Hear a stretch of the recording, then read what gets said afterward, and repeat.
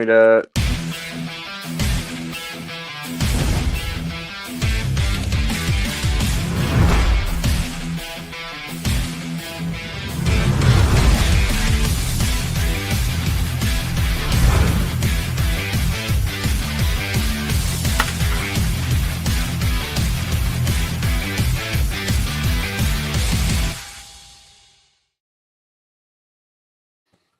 What is going on, everybody? Happy Friday evening. Welcome on into another exciting, fun episode of Dbacks Dispatch here with your full team as we got the three hosts on the screen, as you see. Brandon to, I guess, on your left, Gabe on your right, and me in the center, Brett, with our man, Josh, our lovely producer behind the ones and twos, making the magic happen. So we are here to talk some spring training fun once again with you guys, as we are now fully immersed into the spring training action. We got split squad actions. We got rainouts, which the only time you're going to see D-backs games getting rained out is in spring training. I think it was except the for last only year. game, by the way. That was so Yeah. weird to me. It's the only time, and that's one of the things that makes me go, wow, I love having a roof stadium, and it makes it so much nicer. We never have to deal with this, to where it's just kind of something we never have to deal, never used to it. But if this is your first time here on D-backs Dispatch, welcome in. Appreciate you spending your free time here on Friday evening, or even if you're listening to this after the fact, Saturday, Sunday, Monday, next week, whatever it is. Appreciate you spending the time to listen to us just talk some Snakes ball. If this again is your first time in here, make sure you guys click the description, join the Discord. We got a bunch of people in the Discord. It's always popping off. Every kind of channel you can imagine. If you're looking for prospect talk, animal, photos to show your furry friends in there. If you want to talk, game day discussions. If you have stuff you want to self promote yourself as well, tons of stuff in there. Discord is where you want to be. Follow us on Twitter and Blue Sky. A bunch of banger memes. Gabe and Josh are always cooking up some heaters on there. Make sure you guys also go check out everything over on azsnakepit.com. Tons of great articles every single day, every single week, especially. They're just churning out constant content. We have a few of the writers over from the Snake Pit in our Discord as well. Shout out you, Jeff. I know you're always listening. So again, make sure you guys go over, check out the great stuff on AZ Snake Pit. But we are here. There's been a few D-backs games. Would have been 4, but there were 3 D-backs games that happened since you guys last saw us on Tuesday, which, hey, don't worry. My alarm clock was set. I was here for this one. We don't have to worry about that. Game 1, we'll just kind of jump into everything here. So the first one that happened ever since we were last live on Tuesday, the D-backs were facing the San Francisco Giants, and they were taken down in a score of 11-5. The D-backs did put up 5 runs in the first, but that was all that they would end up scoring. Gabby hit a 456-foot 3-run cock rocket at 110 miles an hour off the bat. Jake and Alec both had RBI extra base hits, Jake having a double, Alec having a triple. Jake's double was 106.1 exit velocity. Alex was 103, so both absolutely hard hit baseballs as well. Brandon Fott did get roughed up there. He did give up a run in the first and then could not survive the second. He went an inning and a third with 6 hits, 3 runs, a walk, 2 strikeouts. His spring ERA, again, very small sample size, but is up to 8.10 in just 3 1/3 innings pitched. Kyle Nelson was also roughed up as well. He has not had the best spring training as he goes 1 inning, 2 hits, 2 runs, a walk, and another home run, his 3rd of spring given up. His ERA, again, short sample size, especially for pitchers. Nothing too crazy for red alarms going off, but his spring ERA is up to 13.50. Definitely not what you want to see for a guy that you're looking to hopefully break into the bullpen. But like I said, 2 of the names I talked about in at least the good part of the first inning there for the D-backs. As our topic for game 1 here is the great Jake and Alec debate. So again, in Wednesday versus Giants, Jake went 3 for 3 with that double. He's now batting .320 with a 826 OPS in 25 spring at-bats. And Alec is 1 for 3 with a triple in this game. He's, I think, batting like .250 now, so he's not as hot as Jake, but he's at least getting the average up there again. All this in very small sample size, so nothing to be crazy about, but we like to point it out. So my question to you fellas, as well as anybody in the chat that's listening, again, appreciate each and every single one of you guys if you are joining us here live in the chat and whatnot, this is actually a question that our lovely producer, again, Josh, cooked up. This is a banger. He wants us to ask and wants to know about you guys is, given the Diamondbacks' need for a reliable closer, should they consider trading Jake McCarthy, who has demonstrated consistent offensive performance and base stealing prowess, or Alec Thomas, known for his exceptional defensive skills but facing challenges at the plate? I know it's been kind of something that we've talked about a bunch, especially throughout the offseason and all that. But I am curious to see what your guys' opinions are. So, Gabe, start with you as always. What are your thoughts on the great Jake versus Alec debate? So for me, I've always valued defense a lot more, just because depending on how your pitcher is doing, like a lot of times you might have to bail them out, and we've seen time and time and again the way Alec is just able to bail out pitchers who are struggling. I mean, I know there was a one game in a couple years ago. I went with Brandon that Paul Sewald was pitching, and then I think Corey Seager just hit a freaking rocket to right center, and Alec just made the most incredible catch. And that's just something he does. He does the easy plays, and he makes the hard plays, look easy enough as well. And I think that's something that we really suffered with last year. Like I believe Jake got nominated for a Gold Glove as well, but just Alec is just so much better. Like I said, he's just the way he plays the balls off the wall as well. I think it's something that's very underrated. He knows when to turn it around. He knows when to play it off the hop. He's just an incredible outfielder, and I think he struggled defensively, but I think it's gonna even out a bit just because if you look at spring, I know it's spring, but the exit velocities off of his hits, even though some of them have been ground balls, but they're starting to even out a little bit more. He's starting to go for doubles and triples now. But they're all well over 100 miles an hour. Everything is 105, 106. I believe one was like 110. He's in, I believe, the top 10 or was in the top 10 exit velocities of the spring so far. I don't know if that's still the case, but he was for a bit. It's going to even out at some point. I think we just have to be a little bit patient. I mean, he was injured last year. He was starting to barrel up the ball a lot, and he got injured, and then it's just a setback. And so for me, I would rather keep Alec and hope that he's able to become at least a 250 hitter.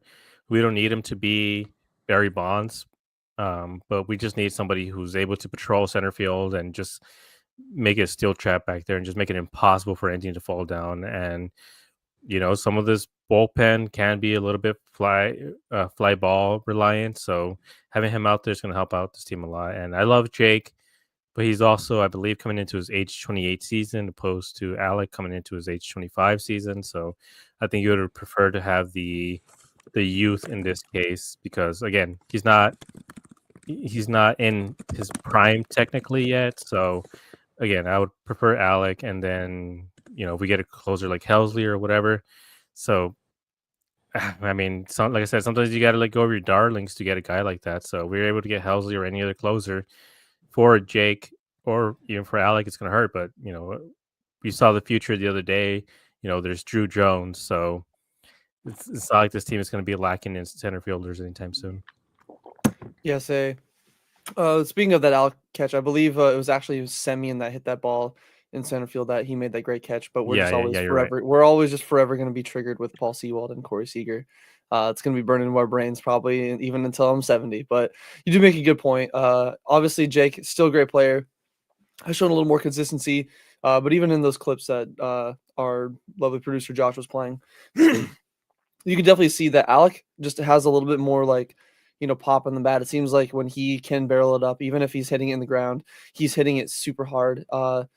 Just sometimes might not get as lucky, but when he is on, he is hitting rockets. Where Jake, still a good player, but it seems like he gets a lot of dink and dunks, a lot of kind of luckier, maybe not as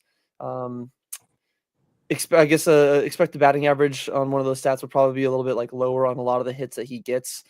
Just because, again, probably gets a little bit lucky here and there, but it is a tough decision. I think my personal take is I agree with you on that one. I'd rather keep Alec, but at the same time, maybe we can keep both if we do have the internal options step up. Maybe we can get Shelby Miller or Kendall Graveman to really fill in and be a pivotal piece in that bullpen, along with a guy like Dre Jameson, to where it really does let Justin Martinez or AJ Puck officially slot into that closer role. So then it's kind of best of both worlds where we get the closer that we want or need for the season, but also don't have to worry about giving up either one because no matter who you trade, I feel like both of them could come back to bite you in the ass down the line and be a really stellar player for a different team. But Brandon, same question to you. Do you think that Jake and his consistency is something that's more valuable and something that you want to hold on to if they did end up making a trade with one of these guys to bring in a back end arm, or do you think that Alec is the one, like we've even talked about before? Oh, it looked like he jumped out for a second.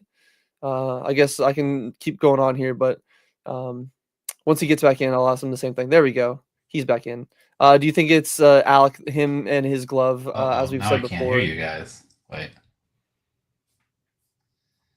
We're struggling. Okay, don't you worry, ladies and gentlemen. We're having a little bit of technical difficulties here.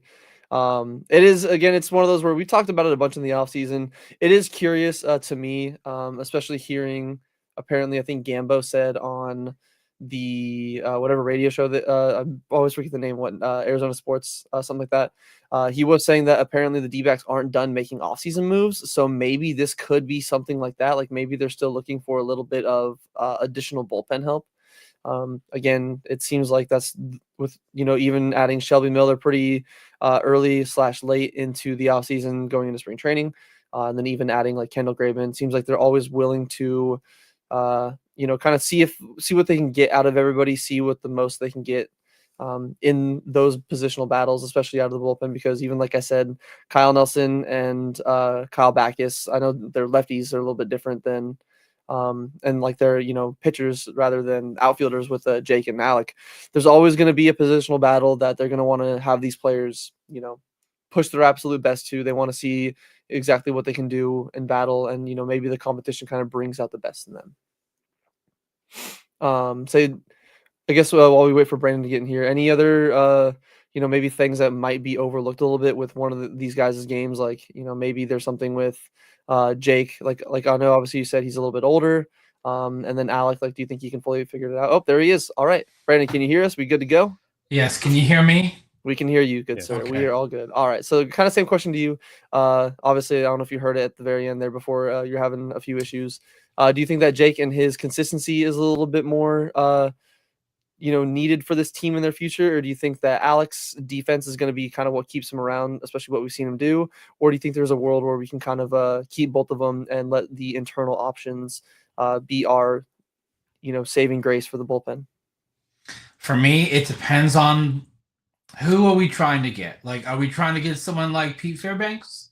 Then I'm okay with it. Are we trying to go and get, I feel like we have hit this horse to death, Ryan Helsey. Like, if that's the case, then I'm fine with either one, really. And I think we're all in agreement. I think we all value Alec's defense so much because it is such a game changer in that outfield. Like, I get Jake is faster, but I think Alec is, no offense, he is a league's better defender than Jake. And kind of like Gabe said, we don't need him to hit 280, 290. Like, if he hits, for me personally, if he hits at minimum 220, I think that is enough. His defense is just that good, in my opinion, that if he can hit, obviously, I would love for him to hit 250. Like, for me, if he can hit that 250 mark and give you, because I feel like he has more pop than Jake, but I think Jake is a better overall hitter because I think Jake can go to all fields. He's got that chaos on the bases. Now, it's not that Alec isn't fast. It's just I feel like that's not one of his top strengths. His range is unbelievable. Like Gabe said, the game we were at against the Texas Rangers, Marcus Semien, literally, Alec is in left center. And Semien hits it all the way to like right in front of the pool. I think that's the best defensive play he's ever made in his entire career, in my opinion. Like, that play was absolutely insane. And then we have this play.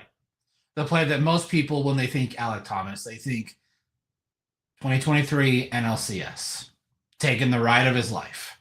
So I think it was really, really great. Jake is my problem with Jake is he's so inconsistent offensively. Like sometimes he'll look like he's like the third or fourth or best hitter on our team, and then he goes and we can see why they probably can't get a lot for him because they'll see and he'll has these stretches where he doesn't look good. I still think that they missed their opportunity, and I think it was 22 to sell high on Jake. It was 21 or 22, whichever season were like the last 2 months. The last 2 months, like he was like you could not get that dude out. You could not get him out.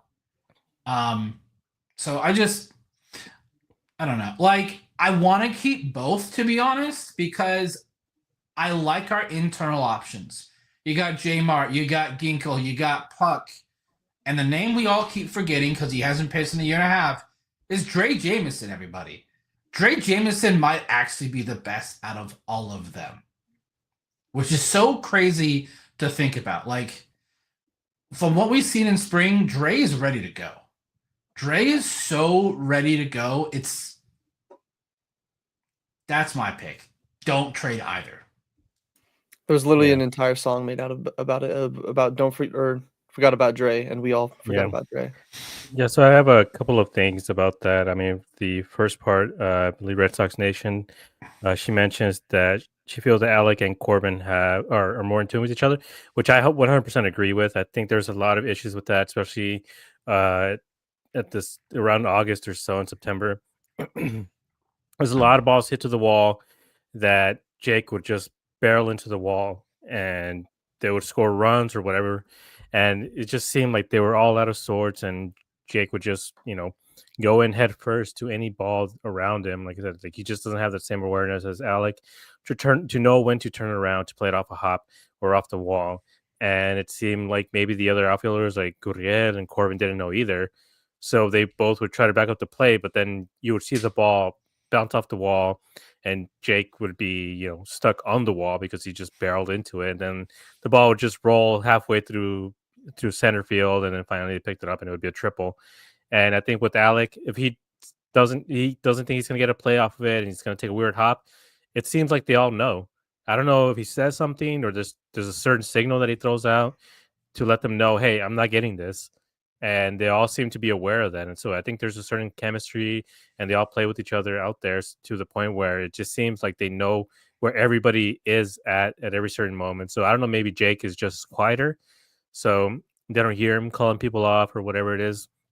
But I felt like there was more issues last year with Jake in the middle instead of Alec. And I felt like there's a lot of games we could have won if we had Alec out there too. Giant series and the Giant series. And then there's also the I also want to bring up, I know we're talking about the playoffs.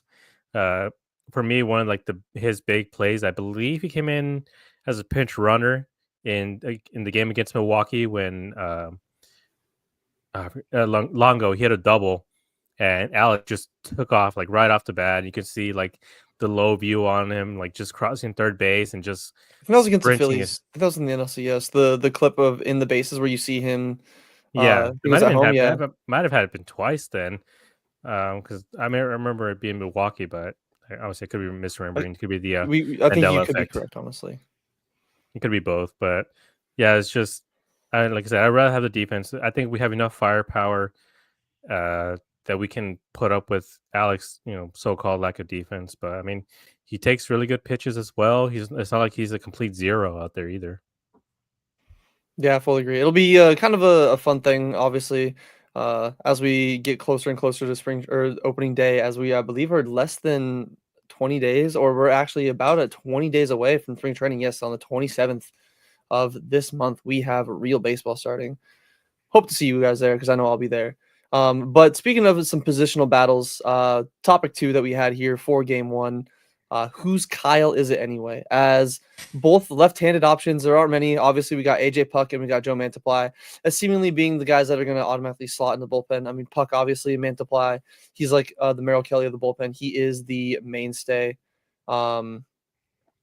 the guy that's just going to be there for pretty much the entire time. I always feel like, but because both of them have struggled so far, Kyle Nelson, as I mentioned earlier, given up 3 long balls this year, just in these short outings in spring, and then Kyle Backus hasn't really done too much better. His ERA is just over 11. Again, both of them in super short, super short times there. But the question that I had for you guys, and then we'll kind of highlight some of the comments and stuff that we have here in the chat afterwards. But my question that I have to you guys is reliable left-handed pitching is tough to come by in the MLB in general, especially coming out of the bullpen.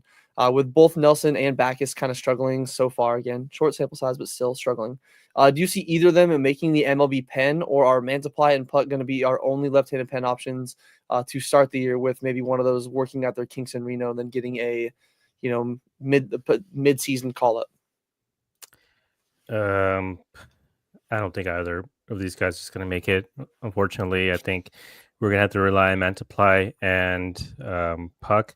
I will say, with how good guys like Jamar and Ginkgo have been, and we still have to see about Dre, but these are guys who can get left-handers out. It's not like they're, they get dominated by lefties either. So I think they're willing to put up with it, at least for now, if these guys are struggling to get their command. Because I believe Kyle Nelson was injured, right? So, Yes. So, he's still coming back from an injury. Backus, I'm not sure. Might be a little young still. But again, if there's any sort of trade to be done with the left-hander, if the left-hander emerges, again, I think I'd rather wait until August or to the trade deadline to make that sort of move. But as of now, I don't think any of these guys are going to make it. And like I said, I think with how good this bullpen is, even though it is a little right-handed heavy, I think any of these guys are able to get the left-handers of the league out as well. So, I mean, when you have a guy throwing 103 miles an hour off the pen and with just crazy movement, I would trust that guy against a lefty and a righty. Yeah, so that's a good point. It's at least we have enough guys that can kind of get both ends of the bullpen, or both ends of the plate out. We don't have to really necessarily go to a lefty specialist, which is unfortunate because Kyle Nelson, when Hazen got him off, I believe he got him off waivers from the Guardians. So a little unfortunate that he's kind of struggled a little bit. I know his start to the D-backs, he was really solid. He was one of the, him and Mantiply, obviously, before we got Puck, were our really only 2 lefty options. So it is unfortunate to see, especially I know we talked about Backus a bunch with Riley, aka Nugget, our prospect genius himself, a little bit going into in spring, looking at the non-roster invitees. So it is unfortunate to see him struggle a little bit. But I'm kind of on the same page as you. I do think that we're going to see probably both of them down in Reno, with just Mantiply and Puck rocking it out, and then again maybe we do see a mid-April to May call up. You never know. Again, bullpen pitchers, this whole thing with them, sometimes they can be pretty fickle. One little injury, they could be out, miss a week or two, and you're going to need to call somebody up, something like that. So we'll kind of have to wait to see. But Brandon, same question to you. Do you see either of these Kyles making it to the MLB opening day roster, or do you think that we're only going to be exiting spring training with the 2 of Mantiply and Puck? Yeah, we're only having 2. Come on. Let's be serious. I don't think you need more than 2 lefties out of the pen. Just trying to think here. So we're probably going to come out with 12, 13 pitchers. You got your 5 starters. So 7 to 8 relief pitchers. Ginkle, Mantiply, Martinez, Puck, Thompson. That's 5 right there. And I think there's other. I personally want Dre. To start the season, and I just, with a lefty, I don't feel, especially these 2, I just don't feel confident in having them come in because they're lefty specialists. They're going to be facing, it's going to be medium to high leverage situations. I've never been big on Kyle Nelson. He's had moments where he looked really dominant, but also he's coming off a injury. He missed I think 90% of the season. I think he got hurt in April or May. So he's been out for a while. And it's not like any of our right-handed, like Gabe said, it's not like our right-handed relief pitchers are horrible against lefties. And really, with the way that the rules are now, I don't think a lefty specialist is really something that you're gonna have. Like Puck destroys everybody, so we know that. So, and it's not like you don't see a lot of managers like late in games like make pinch hitting situations for is like, oh, he's got a lefty, let me use a they it's just not a thing because of the whole 3 batter minimum rule. And then also like actually I don't has Bryce Jarvis pitched at all in spring? I believe he pitched in the game the other night. I believe last night Okay. he did pitch. Okay. And then I to be honest, I'd rather have Yilber Diaz in the pen over these two Kyles, personally. Because he has 2 really good pitches. That's all you need as a relief pitcher. So if they want to try him out there or do what we've all been, not Kyle Nelson, but Ryan Nelson, be in the pen. I would rather do that.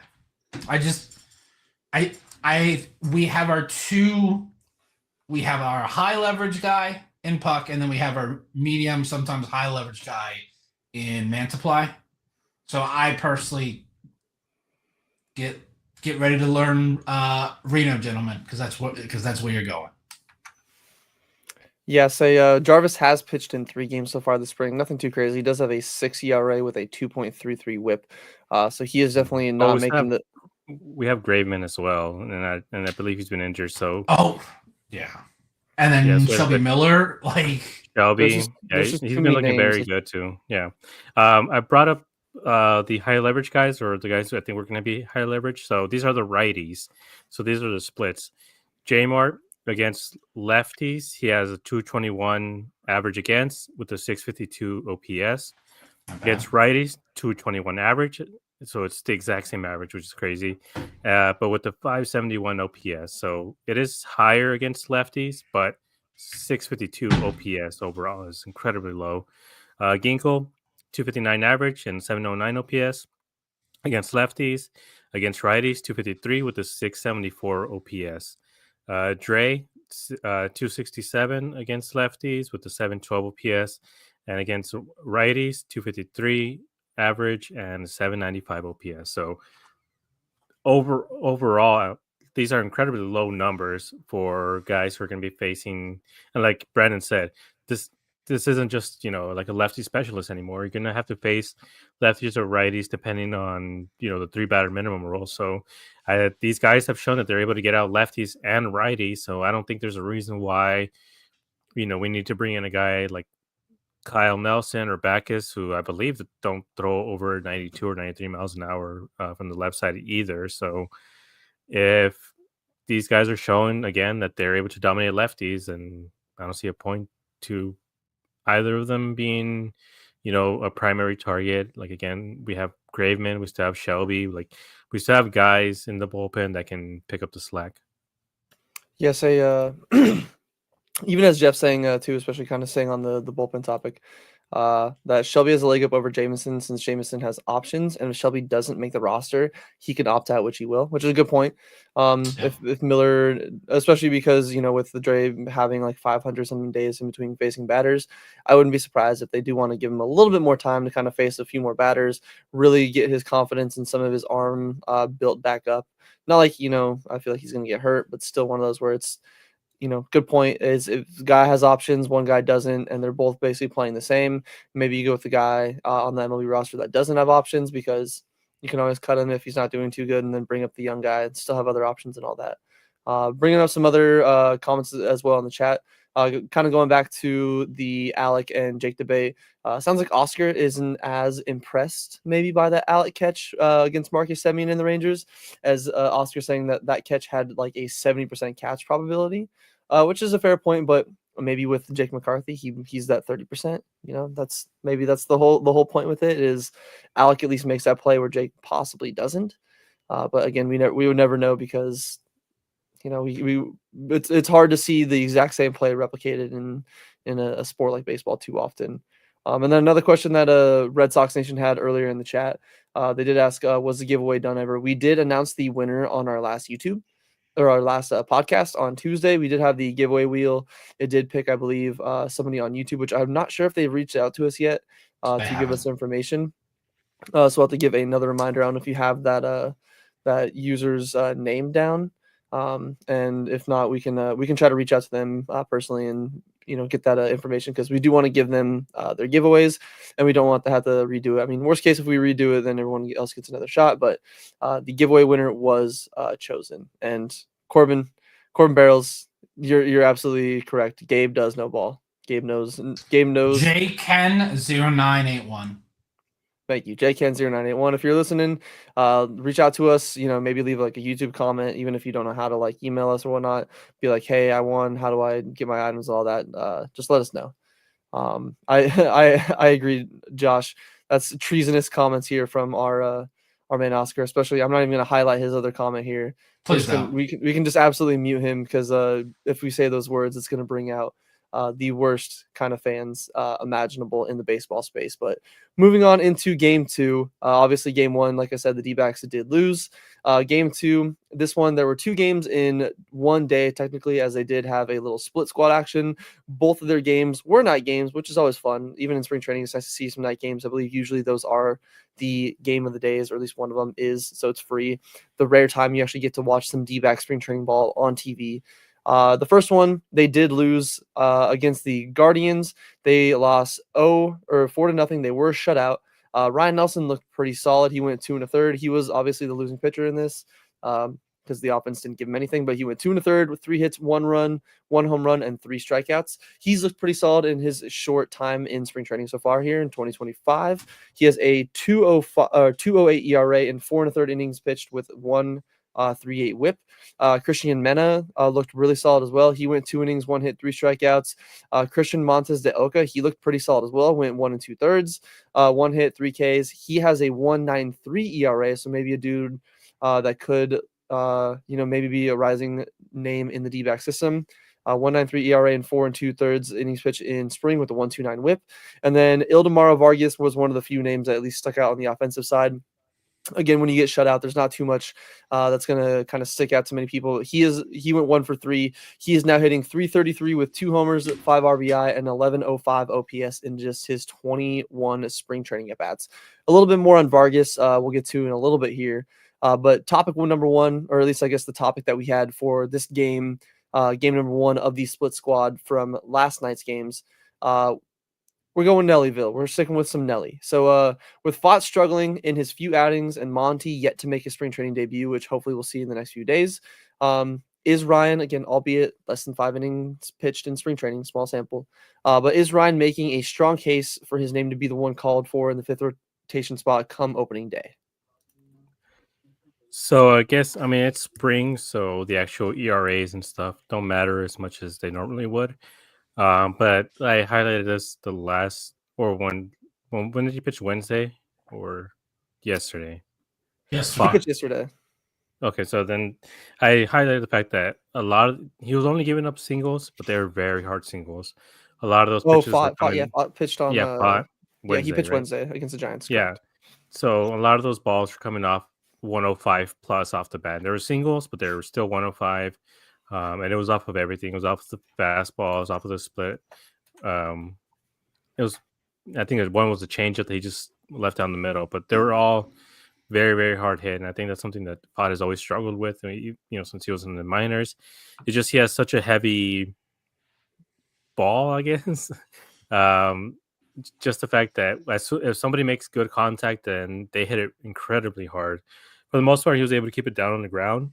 Most of those singles weren't in the air, but still, I think it's something to look into. Like, as soon as these hitters are able to adjust a little bit more, put the ball in the air, you would rather have a 105 on the ground rather than in the air, because 105 in the air is probably going for a home run, or going to get a couple doubles and triples off of that. So I don't know what the answer is here, except other than we might just be patient and see how Montgomery looks. Like, there's still let's see, 20 days until the start of the season, and we haven't seen Montgomery yet, other than some backlog games. So if he comes out, and I mentioned this in the chat, like if he comes out and he's throwing a little bit harder, and there's more movement on his pitches, he might just be able to lock up that spot pretty easily.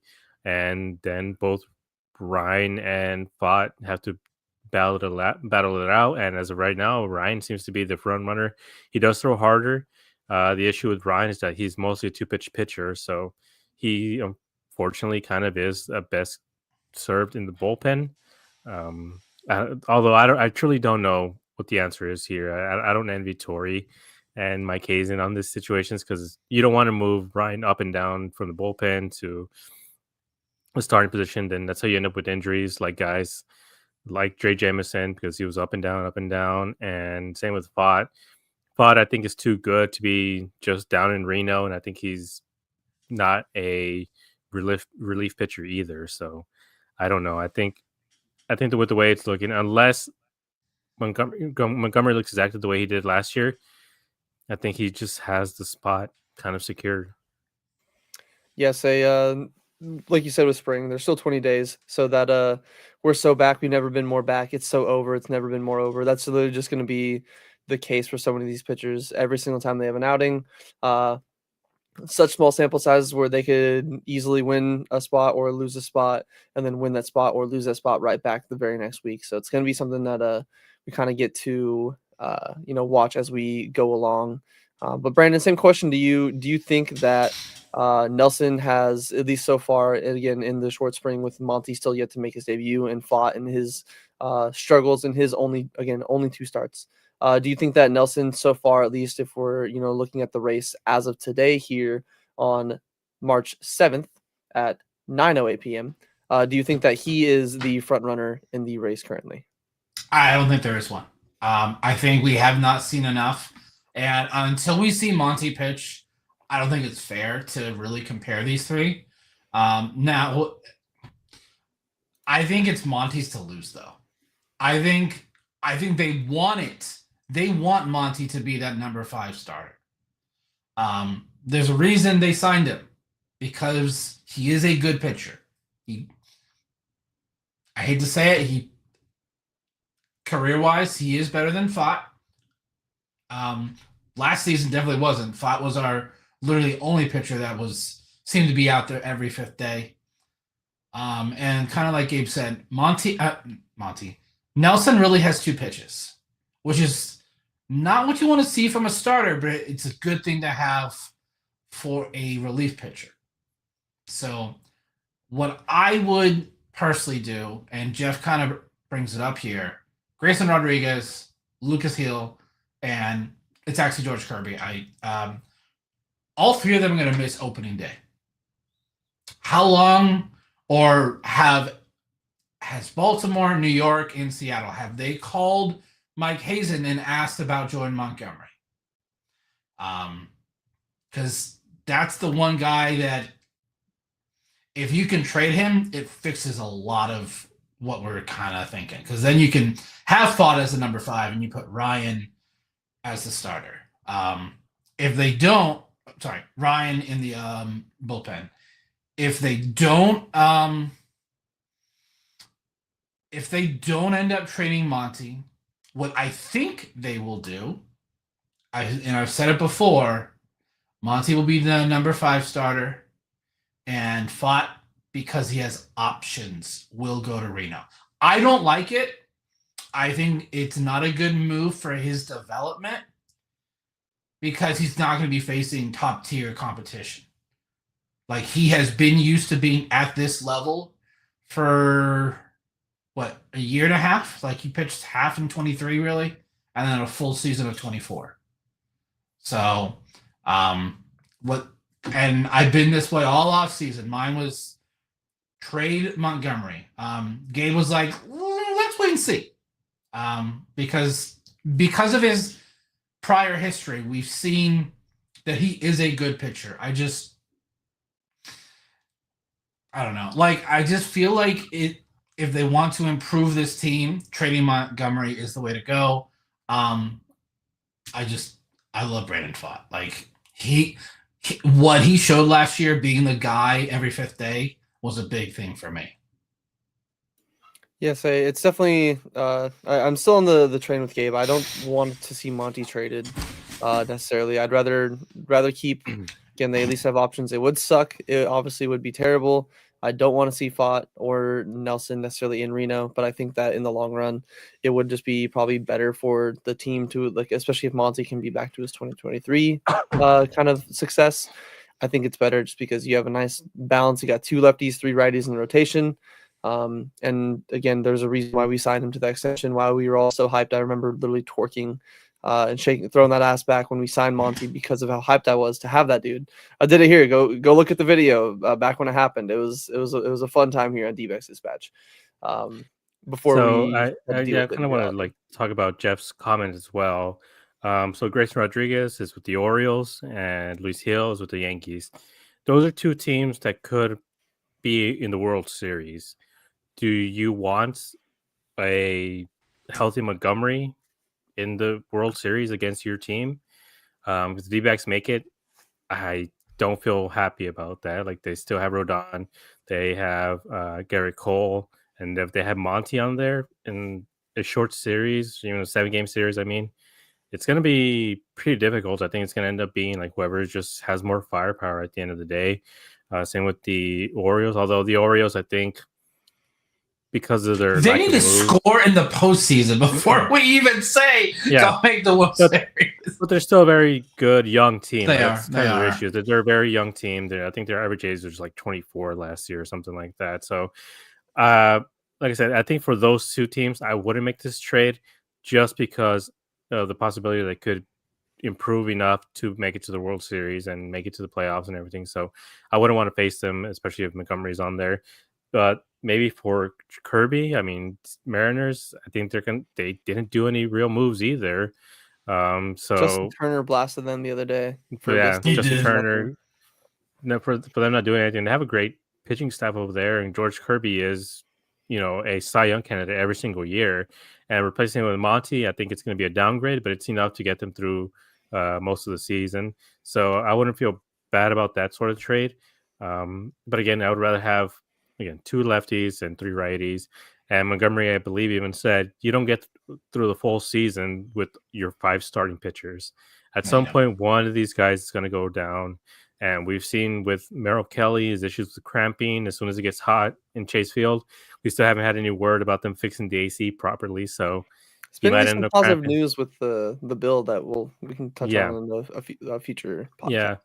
podcast. But again, they're not going to be able to get through, the full season with just those 5 guys. So at some point, Brandon and Ryan are going to be able to get spot starts and they're going to be able to show out and, come into playoff time. They're 2 guys that you can use as well. So it's a good problem to have. But I think as of right now, just because of the value that Montgomery doesn't have, I wouldn't make a trade yet. I think closer to August, if he's showing that he has, a very low 4s, mid 3s ERA, I think there would be a team that's willing to trade for him, especially if they end up losing one of their big guys. Yes, come August, give me a Monty for Andres Munoz trade. I'll take it. Thank you, Mariners. We love Why doing not do that now? Why not do that because now? like Gabe said, he doesn't have the value to get Andres Munoz at the current time. Like, yes, the Mariners might be desperate, but the Mariners, I mean, I know he's not a It's George Kirby. Seattle. I'm just saying he's in Seattle. I mean, I You know, but I never- know it's not he's not a George Kirby S type pitcher, but they still have like Brian Wu. If he steps up, he could be at least a solid replacement. Like, I feel like they still have some arms that they'd rather, kind of like what we were talking about earlier with the whole Jake and Alec thing, is like, do you have the internal options that you at least feel somewhat comfortable with currently, kind of filling in that spot until you know exactly what you're dealing with? I feel like that's what teams are going to be like versus, especially it's even with the value, the D-backs would probably be like, hey, we're gonna want you to take, like, at least half, if not all of his contract, where teams might want to balk at that just because they don't want to pay a guy if they don't know what they're going to be getting. So like Gabe said, I think it's a good problem to have. Definitely going to be one of those where it'll be something that we monitor all season. Hopefully the D-backs are in a position where we don't have to deal with many pitching injuries. Maybe Monty does get back to his 2023 form. And then we all look back at this, hopefully as they're, parading down in downtown Phoenix in November. and we're like, man, who would have thought that we would have been thinking about trading Jordan Montgomery as they hopefully hoist the the World Series trophy, the Commissioner's Trophy. But again, that's just some wishful thinking at the moment. Not saying it's out of the realm of possibilities, but definitely something we'll have to kind of monitor all season. But like even Gabe said, good problem to have. And I think that it'll be something that Hazen's always going to be looking for something. He's always going to keep his ringer on. He never says no on many guys unless it's, Cattell, Jordan Lawlar, and Corbin Carroll. Exactly. So there's always going to be some potential trades open. You just got to, get the right names in front of Hazen for him to say yes. But going on to game 3, the D-backs finally did win one of these 3 games that happened. This one was a little bit close. It was a 4-2 going into the 7th inning where the D-backs kind of blew things open, and they ended the final score at 11-4. Cattell Marte looks like he's kind of getting out of his spring slump, and he wasn't hitting too well, but he did go 3 for 4. He had 2 singles in this game. That was absolute piss missiles. One that he had at 108, and then one that he had at 116 miles an hour. I don't know what it is with the D-backs and their exit velocities this spring. They have been just absolutely killing the ball. Jordan Lawlar, get a little bit more on him in a second. He went 2 for 4 with a triple, 104 exit velocity. His spring numbers, he's got 5 hits, a double, triple, homer, 1 walk, and 18 at-bats. He's hitting and slashing 278, 316, 611 for a 927 OPS. Josh Naylor seems like he is fitting in just fine. He is doing really well. He went 2 for 3 with an RBI. His spring stats, he's 10 for 22 with 4 doubles, which if you guys go back to our episode that we had with Dalton Feely, he did say that Josh Naylor, one of his maybe not predictions or not one of his hot takes, but one of his predictions, Josh Naylor, maybe having like 40 doubles, taking a step back in the home run category, but still at least providing some offense there. So maybe some good signs to come. Maybe we're going to have to clip that out and hopefully have Dalton, kind of do a little parade and, going around like, I was right. But Naylor slashes up to 455, 458, 636 for a 1094 OPS. Yilber Diaz looked really good in this one. He had 2 innings, 2 walks, 2 strikeouts. He made Julio look foolish. No Bailey. Was absolutely dicing him up. Was genuinely made Julio look like a minor leaguer with his stuff. His curveball, his fastball was just nasty. And Drew Jones, a name that we've not been able to talk about too much here in spring other than a few moments here and there. He went 2 for 3 with an RBI and a run and a very, very goofy running stance that we'll highlight in a little bit here. But going into the first topic I had here of game 3 is laying down the Lawlar. So there was a quote from Torey Lavello, which we've even talked about before, where it seems like Jordan Lawlar, shot a puppy in front of Lavello and Hazen, where they just did not like anything about Lawlar or just were holding something over him, basically holding him hostage and not allowing him to, spread his wings and learn how to fly. But there were some comments from Torey that I got from Jack Sommer's recent SI article I put out this morning. Torey was quoted saying, so I think that's kind of our thinking, getting him repped out over there at third base. Well, interesting. Keep that in mind. That's what I want to say. And look, he's fighting to make the team, so anything's possible to happen. He might be our backup infielder. We will have to get him repped to second base, but we've talked about doing that a little bit later in camp. So definitely a little bit of change in tone when in regards to Jordan Lawlar. It's definitely going to be tough, especially even with a guy like Ildemaro Vargas, which we'll get to in just a second here. But the question that Brandon kind of had cooked up for you guys, he crafted up this one, tweaked it a little bit, but he was wondering even though it's only been obviously 18 at-bats, is Jordan Lawlar on track to do enough to kind of force Torey and Hazen's hand in putting him on the MLB roster come opening day? Or is he still better suited at being on the A's or the Aces AAA roster in Reno to kind of start the season to make sure he's getting those consistent everyday at bats? And then a follow up to that one as well, kind of if we want to get in the same sentence, is Ildemaro Vargas and his hot start to spring training going to be the biggest obstacle in Jordan's way of making the opening day roster? So you have to get the quote right, Brett. You have to say anything is possible. You're right. To quote Torey. But yeah, I think I think anything is possible. Like in this case, we've talked about it before. We don't have a third baseman of the future, and we don't have a first baseman of the future right now. So that's a spot that's open to most of these guys, especially these infielders. Jordan Lawlar being about 6'4", great defender. I mean, I don't know if you guys saw the game yesterday. Some of those plays that he was making were just disgusting. Like anything hit to him, he's just a steel trap out there. He just gets everything. He makes the right plays. He makes the hard plays. He makes the easy plays. He's just a really great defender, and we've seen him get some reps at third base, along with Gino. And again, Gino's not going to be on this team next year as of right now, so he could be being groomed to take that position from him eventually, and then maybe Marte moves off of the second base position. So there's a couple of positions for him to be able to take this spring, and then I I do think Torey is changing his tone with him. He is clearly changing his mind on him, and I think that Lawler is going to be able to force their hand. I mean, he's batted well over a 900 OPS so far. And I do think overall his numbers, I think if you look at these numbers, 278, 316, 611, I think that's going to be pretty close to what he's probably going to do this season. I mean, he's probably going to adjust probably get some more walks, get a higher on base. But he's been batting very well. He's been he's making all the plays that short as well. So I think he's going to be able to force his team to give him a spot somewhere on the major league roster. And I just think they have to be able to give him a spot so he's able to get 350 at bats, 400 at bats, like enough for him to qualify for rookie of the year. Because if you're going to have him be a rookie of the year candidate, you have to give him enough time to actually be the rookie of the year. Because I mean, there's Sasaki. I think he's probably going to be the runaway favorite so far. But if Lawlar can get that spot and they can win rookie of the year again, get another draft pick, like this team is going to be set up for the future even more so than they already are. So I think he's doing a very great job, and I think overall, if you just see him play the way I've called him a 5-tool player before, and I think he is the only 5-tool player in the system.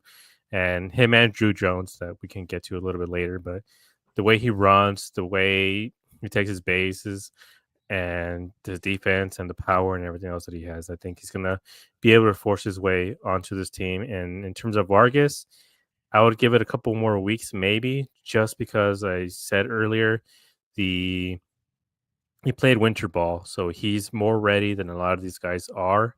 He is catching up to these fastballs more than most of these guys are. So maybe at the end of the spring, his numbers might look a bit different. Sorry, I'm muting myself. Yeah, I'm very happy seeing these comments from Torey Lavello. I'm very happy. I'm very happy with my Lawlar collection. My Lawlar and J Mart agendas are thriving. They've never been more thriving, and we are so goddamn back, and I'm so hyped about it. But yeah, if he makes a roster, I think that'd just be super hype for the fan base, for himself. I know even at the MLB party, he's made comments where he's trying to do everything in his power to make the MLB roster and stay on the MLB roster the entire season. And I think personally for me, the thing that kind of stood out the most in Torey's comments was the fact that he was saying, maybe we'll have to get him some reps over at third base. Obviously, again, I know it's spring training. Even like you said, hitters are a little bit more behind. Putting on my tinfoil hat, I don't want to start the Pavin hate agenda, I guess, necessarily unprovoked. But if Pavin keeps struggling the way he's doing, maybe they try to, obviously Naylor's still going to be one of our main day first basemen, but maybe a way to get Jordan some more consistent ABs is either throw, Naylor as the left-handed DH. You keep Grichuk as the right-handed DH. You can slot Gino in over at first base, and then Lawlar at third. Or you leave Naylor at first. You slot Gino in as the right-handed DH, and you have Lawlar playing at third, or even as second base if you want to put Cattell as DH. There's some interesting points in what he brought up that I kind of stood out to me a little bit, that it was like, all right, did somebody did one of the fans kidnap Torey and impersonate him at the press conference? Because that just seemed like some very non-Torey-esque comments about Jordan Lawlar. But very happy to hear it, and I think that it's going to be really exciting if he makes the MLB roster. But Brandon, I know you're the one that kind of had this question cooked up and it was in your mind. So what are your thoughts on everything on Jordan Lawlar? Do you think that he has indeed or at least has a good chance of actually making the roster? Or do you think that it's going to be one of those where he still has a little bit more to prove? Obviously, there's 20 days left, so do you think there's still a little bit more to prove to fully, kind of earn that roster spot on the MLB or on MLB? I want to comment to what you said about Pavin Smith.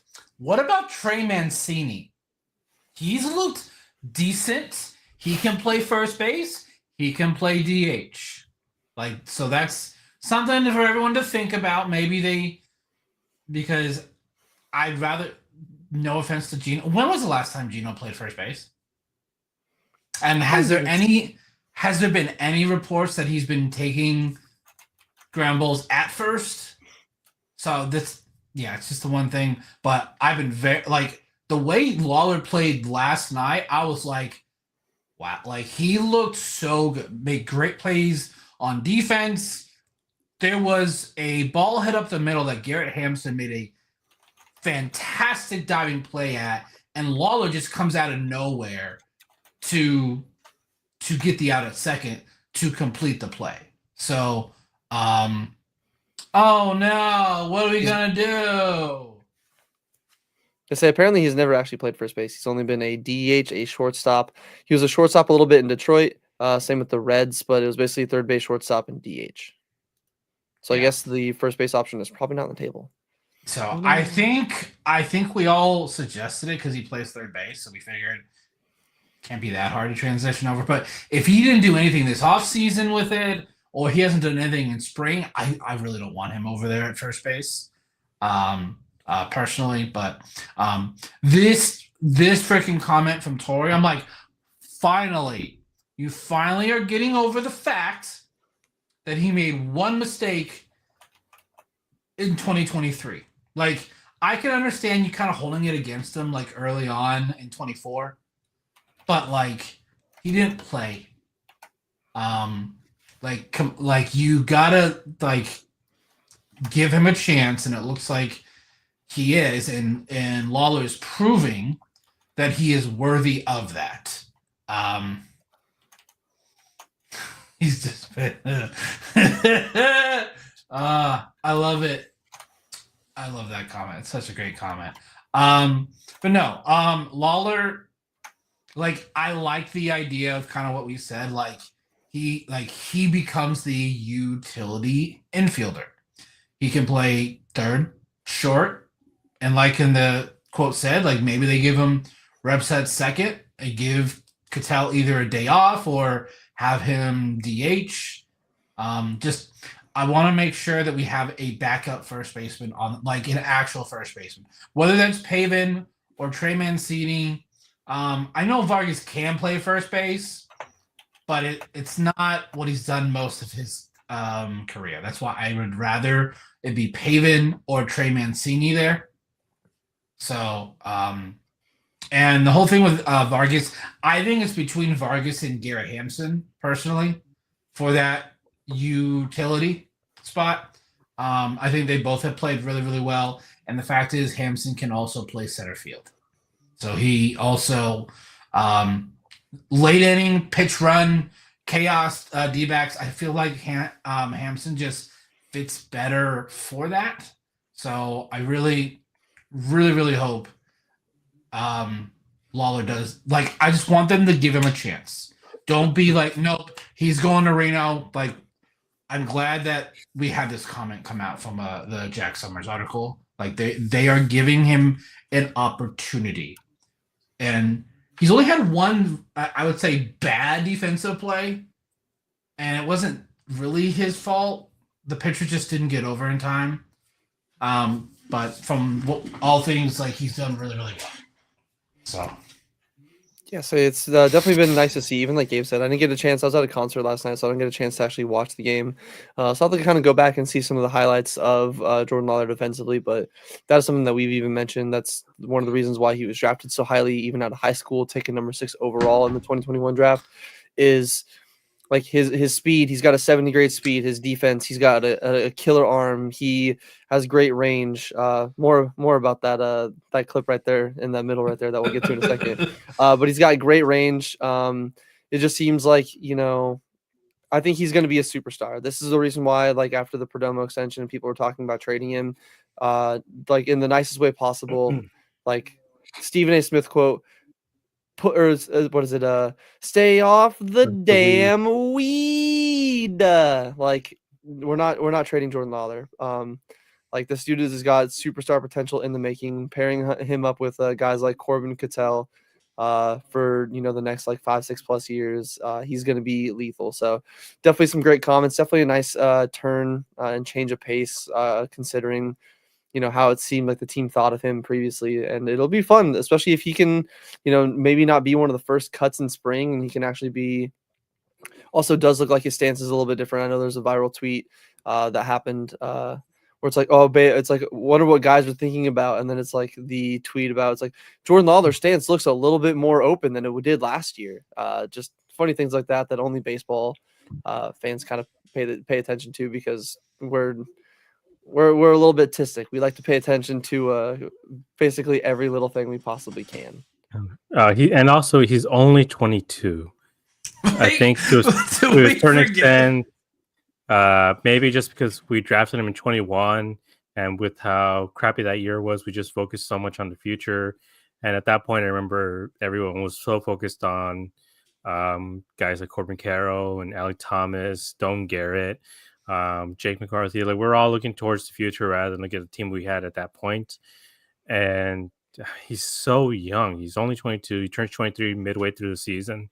Most guys don't even come up until they're in their mid-20s. So he's developing really, really well. And if they give him another year in the minors, I don't think it's the end of the world. But I do think at some point they're going to have to decide what they're going to do with him. And it seems like they're finally coming up with an actual plan for him. And again, he's incredibly young. And I think, as Brett was saying, he is a superstar in the making. And just having both him and Corbin Carroll, like these two incredible young superstars on the same team, it's like, it is truly built, not bought, like the Dodgers. Damn right. We don't do deferrals unless it's for Corbin Burns, but we're not going to talk about that because that doesn't fit our agenda right now. I will say this is my favorite drink. Like my favorite drink is the drink that Pavin Smith haterade. Yeah, my wife likes to. She knows my thoughts on Pavin Smith, so she likes to not necessarily get under my skin, but she likes to play devil's advocate and be like, no, don't worry, you guys are just being haters on Pavin. He's a great player. She's even said before that because I have my Corbin Carroll jersey hanging up. She's like, you're just upset that he's better than Corbin Carroll, and I'm like, okay, now you're just speaking blasphemy. But I know she's doing it all out of love. But I do also, I know you highlighted it a second ago there, Brandon. But Jeff makes a fantastic point here, and I think we can all agree. The best version of this team includes Lawlar. Obviously, don't know exactly what part of the formula he fits in, even like Torey was saying, whether that's third, second, not exactly sure. But I do agree that he just brings, like, he's an elite bat. Like, if he's coming off the bench and he can provide like really well, even like better than like Kevin Newman, he's got more power, he's got more pop, he's got more speed. Like that's just a more well-rounded team in my opinion, and it'll be a really fun, exciting 2025 if he is on the MLB roster. Not like it wouldn't be without him, but it'll just be a little bit more. It's like hey, Sundays are good, but if you add a little bit of extra, something to that Sunday, it makes the Sunday even better. But kind of going back to what I was talking about with that clip there of Jordan Lawlar's RBI triple, this kind of cracked me up. Like when at the concert, I was noticing in this clip, I was like, man, Drew Jones runs a little bit funky. Drew Tenant Dan out there, I got you some ice cream. He looks like he is just taking like half strides. Like this clip is even slowed down, but he looks kind of like those guys in like PE back in the day when you're playing like, wiffle ball or baseball, where they're like super athletic guys in general, but whenever they're running, they just look like they're just a little bit silly. Again, he flies. I'm not denying that. And even we were talking about in the pre-show, maybe he's just taking like, shorter strides. Maybe the team is kind of like, I think Gabe brought up, maybe the team is just trying to have him be like, hey, don't go 100%. Like, especially, I believe he had a little bit of lower body injury issues either last year or the year before. So maybe they're just trying to be like, hey, slow your roll. You're not making the team out of spring training. Just show us what you got. So again, he was scoring easily on that no matter what. But I did get a kick out of seeing him run like that, because that was I don't know. It's just it looked a little bit goofy. I cannot lie. Gabe in a group chat posted the gif of what's his name? Forrest Gump. Thank you. I third time today I've forgotten his name, but it looked like Forrest Gump kind of running out there on the bases. Yeah. So did you guys kind of like again? I'm not the first one to notice it, but I'm just glad he's okay. But it was goofy. It caught my eye. I even showed my buddy Brad at the concert, and he was like, "Why is he fucking running like that? Like Yeah. he's I like mean, a it threw me baby off too gazelle." when I first saw it. I was like, oh, like he just. I mean, the crazy thing is, I believe he made it from first to home. It wasn't like it was a double or anything. Easy. And with those sort of strides, I'm like, oh my god, all right. He just like, I don't know. He looks like he's running like in slippers or something, like in gym class, like just in those Nike slippers, and he still makes it from first to home, like super easily. So I don't know. He's I'm excited for He's him 6'4", again. so he's just tall. He's just tall. He's lanky. He's a child still. He's barely 21. He turned 21 in November. So I don't know. Maybe just still getting used to his body or something. But I am gaining some confidence in him because, I mean, just the fact that the team is willing to put him out there. Usually, you don't always see guys who have been drafted this early on out there. And he showed that he seems ready for the season, especially like I guess the minor league season. But I think he's going to progress really, really quickly. And like I mentioned earlier when we were talking about McCarthy and Alec, Drew is on the verge, I think, also of being a 5-tool player. And just the fact that we can have him and Jordan Lawlar on the same team, man, I'm gonna bust. Yeah, so we're gonna need a cleanup crew. Our pants. But Gabe kind of already alluded to it and gave us his answer. But Brandon, same question to you. Obviously, outside of Drew, looking a bit funny as he's rounding the bases while he's running. Are you getting more confidence in his game, or do you still need to see more out of him to be fired up about his prospect stock? Kind of like what Jeff is even talking about, maybe like stance changes, just pulling the ball a bit more, or just power in general. Are you kind of on the same boat that Gabe and I were? You're still hyped and you're still excited to see what Drew can do in the minors come 2025. Yeah, Drew, like we all knew he was not going to make this team out of spring. I won't go as far and say he's not on this team this year. But if he does it, this is why. Kind of what Jeff is saying. His stance, it's so weird. If you look at his spray chart, you thought he was a left-handed hitter. All he does is go the other way. That's all he does. And he still had an OPS last year of 814. His upside. I know everyone was like, oh no, is he a bust because Jackson Holiday came up so quick? But then we heard the quote from Mike Hazen about young guys with righty and lefty pitchers. It makes sense. A lot of these young right-handed hitting hitters take a while to develop compared to the lefties. Because if you see, Juan Soto came up super fast. Jackson Holiday came up super fast. Bryce Harper. Jackson Merrill came up really, really quick. There's a lot of these big young prospects in the game that lefties. And I know everyone's like, oh no, is he a bust? And then he did what he did last year and everyone completely changed their tune. I've been like, let's wait and see. Like Gabe said, the dude's 21 years old and he's recently 21 years old. But I do want to see him make those at least show progress he's working on adapting his swing.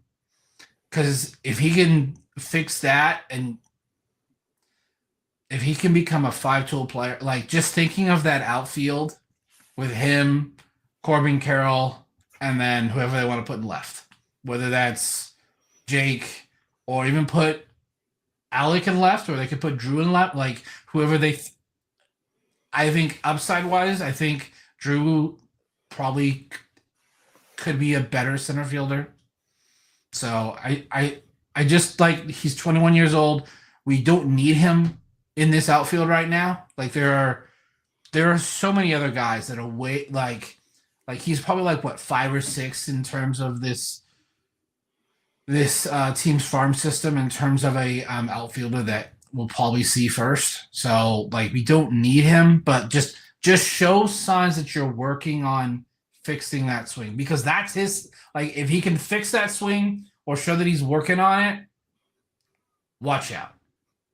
Like he could be something special.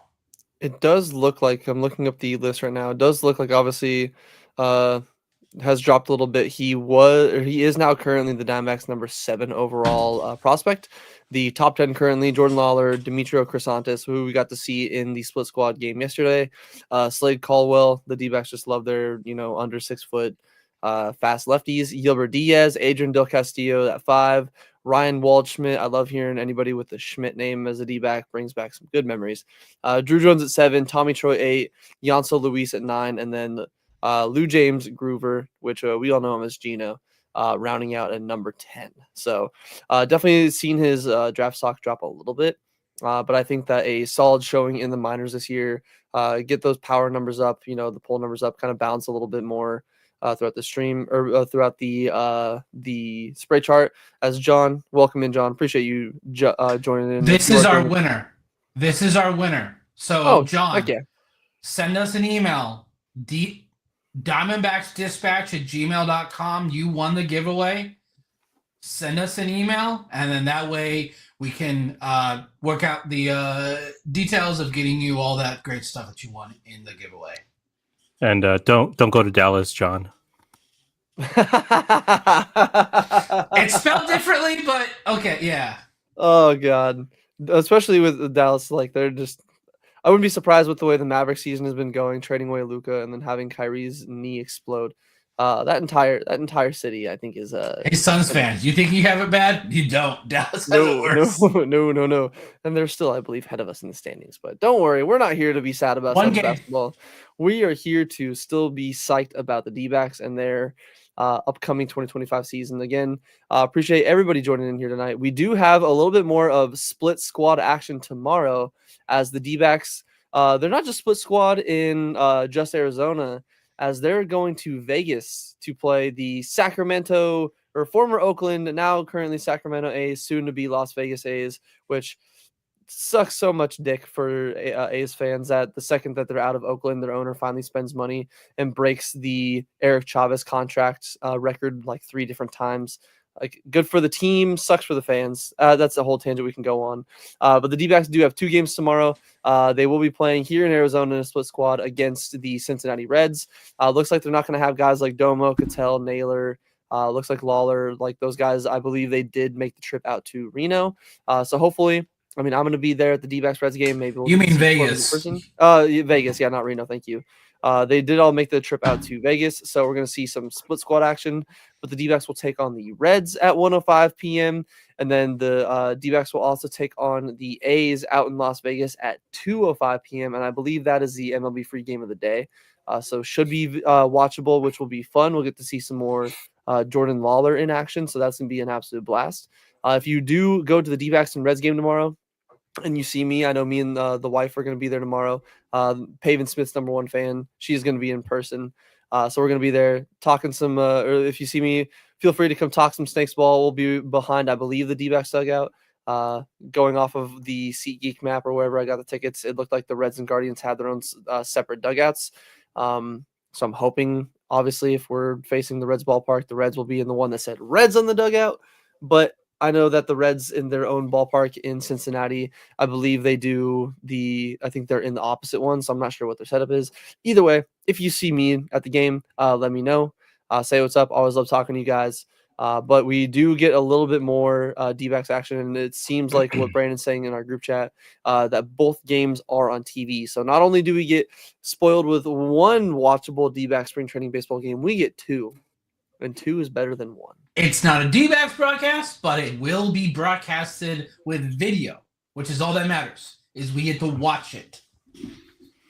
Sorry. I just want to say, buy stock in this Oakland A's team. They're going to be very, very good this year. Lawrence Butler signed that Dude. massive extension.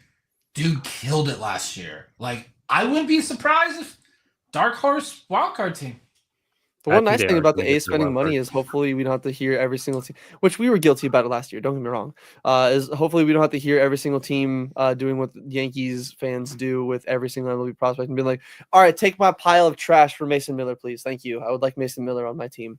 So hopefully we don't have to deal about that, which I'll be happy. The A's are my second favorite team. It just sucks for the city of Oakland, but it'll be a very interesting game as the A's play, I believe, their first game in Vegas.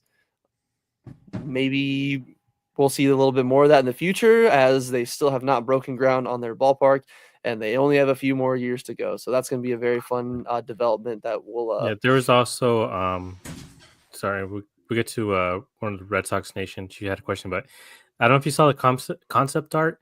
The roof is white. Like, good luck catching any fly balls there. Jesus Christ. I feel like they used AI to make that shit, and I've seen like 3 or 4 different renderings.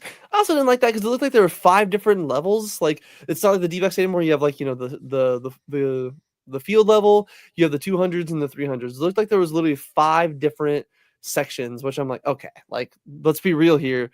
That shit's ugly as hell. First off, 2. It looked like for only 30,000 seats, which I did see some reading. Pretty cool. It sounds like they're getting every single seat, or maybe not every single, but they're going to have under-seat cooling, which, hey, D-backs, if you're going to do renovations, take some notes from the A's because I would love to have under-seat cooling, even if it's in just the 200s. Please give it to me. Like, any little bit is so much better than the swamp ass that I get to deal with in the middle of fucking July and August games in Arizona. But so you said we had a question in the Discord, I believe. It's the same one that she posted right here. Okay, perfect. Basically, asking any news on Alex Verdugo. I haven't heard anything. The last thing I saw was Pirates were about to offer him $8 million before they signed Tommy Pham. 1 year, $8 million. I don't know if he's asking for too much or what. And it's weird because he was the big centerpiece to the Mookie Betts LE Boston trade. Dude, man, that fuck you, Red Sox. God damn it. Why did you have to curse us for years to come? My goodness. The Dodgers just have the most insane talent. Especially, I mean, dude, the guy's initials are MLB. And like they're expecting, like, you just give him the money he was worth and you would have, kept one of the best players. If your initials are MLB, you're going to be good at baseball, but my goodness, I wish we could revisit that trade, go back in time, and somehow change the past, because who knows, maybe they're not as good as they were. A top prospect he was. So this is kind of what I think it was Nugget or Jeff that brings it up in the Discord a lot. People are like blindsided because it's the Dodgers and top prospect. Like, it's like a lot of their top prospects are probably more like they're decent, but they're not like franchise changing top prospects that like a Drew Jones would be or Jordan Lawlar would be. Like, it's just because it's the I mean, like there has to be some sort of media bias. I mean, we also see Jeff Passan's tweet. We know there's a media bias. Yeah, I mean, Red Sox Nation, she sounds like Yoda. Top prospect he was. But that's how they are with all those prospects. Like Gavin Lux, supposedly, top prospect in baseball. They're never going to trade him. And he's like in Cincinnati, like barely even having a roster spot right now. Like, when was the last time the Dodgers produced an actual great prospect? It was Will Smith and Cody Bellinger, which was a part of like the last regime. Like, 2019 or so when both of them came up. Or I mean, Cody came up earlier, but I mean, like, because they keep trading their top guys, top prospects, and they don't do anything. None of these guys have been anything in years. I mean, Josiah Gray and Keibert Ruiz, they were their top prospects, and they decent players, but not like if any other organization, they would not have been top prospects. They are role players. They are like, I guess for me, when I think top prospect, with most teams, they are franchise altering players. Usually, like, but the Dodgers, when they let these guys go, like, they're a lot of them are role players. Like, Dodgers do what the D-backs do with the Mariners. The Dodgers just do with every single team in the league, apparently. Where they're like, hey, can we interest you in a fleece trade, please? We'd like to fleece you, but this isn't the we can go on tangents forever. This is not a Dodgers podcast. This is a D-backs one, and we are going to be here all spring and all regular season to talk D-backs ball, and we are excited to have you guys along the ride with us. Again, if this is your first time in here, appreciate if you guys could like, comment, subscribe. It really does help. Even as Corbin Barrels was saying, 6 likes is criminal. Hit the like. We would appreciate it. It truly does mean the world to us. It helps us out. Gets our show in front of more D-backs fans like your guys' selves. So it would go a long way. Make sure you guys also, again, follow us on Twitter, follow us on Blue Sky. Got banger memes over on both of them. Join the Discord, should be in the description. A whole bunch of people that you are probably seeing here in the YouTube chat and all that. A lot of them, if not all of them, are over in the Discord already. So join the Discord, say what's up to us. Especially the nice thing is over there, you guys are always more than welcome, at least for myself. You can always DM me if you have a question on the side. Corbin Barrels has done it before, and I'm always open to it. Or even just in our channel itself, if there's questions that you guys want to ask us, thoughts, even if you guys are out of town visiting Chase Field for the first time, anything like that, great place to ask any questions, especially if it's regarding food at Chase Field. You're going to want to ask Gabe because he's got some strong opinions on Chase Field cuisine. So make sure you guys join the Discord. Make sure you guys also go check out all the stuff over on azsnakepit.com. As we get into the regular season, we'll have a bunch more recap articles and whatnot for the podcast on there, but we do have a bunch of great writers over on AZ Snake Pit that have a lot of great insight, a lot of great opinions, a lot of differing opinions too, which is nice. So you don't have to worry about basically hearing like an echo chamber of the same thing. It's just a great D-backs community over there in general. Cannot speak highly enough of it. So make sure you guys go over to azsnakepit.com. But again, in the meantime, we should be live, I believe, next, not a full set date. It should be sometime next week. We're trying to get you guys 2 shows a week here. So again, we appreciate each and every single one of you guys for stopping by, hanging out with us, talking some Snakes ball. And again, if you see me at spring training tomorrow, let me know. And we'll see you guys on the next time of D-backs Dispatch. It's the D-backs Dispatch. Let's go. Yeah, Brandon Red Game, Josh on the phone. West Coast vibes, catch us on the air. Home running dogs, diamond gems we share. Brandon was a stat, Caesar man was a plan. Red breaks it down, tells it like it is, man. Gabs on fire, brings the heat every time. Josh on the mix, keep the beat so prime. I got the insight, 7 weeks ahead. Tune in, D-backs Dispatch, this is it. Now we rollin'. D-backs Dispatch, yeah. Talk to Brandon Gabe, this is Big Catch. Josh on the mix, he makes the beats. West Coast vibe, got the G fucking the band. The home Mac, the home Mac, the home Mac, home Mac. D-backs Dispatch, we here to stay. Yeah, catch us every week, we bring the flavor to it. We got the home Mac, the home Mac, the home Mac, home Mac. D-backs Dispatch, we here to stay. Catch us every week, we bring the flavor to it.